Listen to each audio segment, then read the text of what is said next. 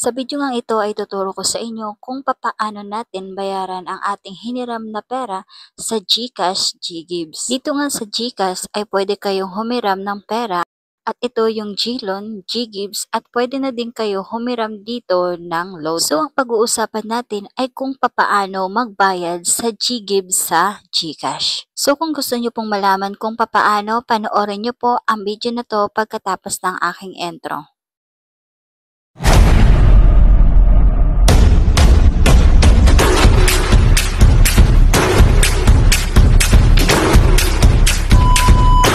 So una guys ay punta lang kayo sa inyong GCash app. So dito sa inyong dashboard makikita nyo yung baro, itap nyo po iyon. Dito makikita nyo yung GLoan, GGives at Baro Load. So itap nyo po yung GGives.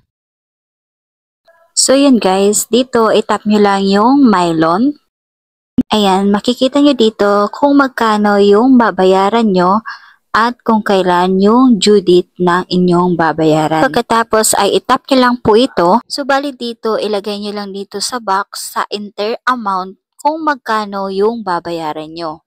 At kapag okay na, itap nyo lang yung next sa baba. Bali dito ay itap nyo lang sa baba yung pay. So ayan guys, nabayaran na natin yung ating GGives. So ganun lang guys ang gawin nyo kung babayaran nyo po ang iyong GGives sa GCash. So kung bago ka lang dito sa aking YouTube channel, please subscribe at pahit na din ang notification bell para lagi kayong updated sa mga ina-upload kong video. Dahil nag-upload ako dito ng mga tips at tutorial na pwede niyong matutunan at magamit.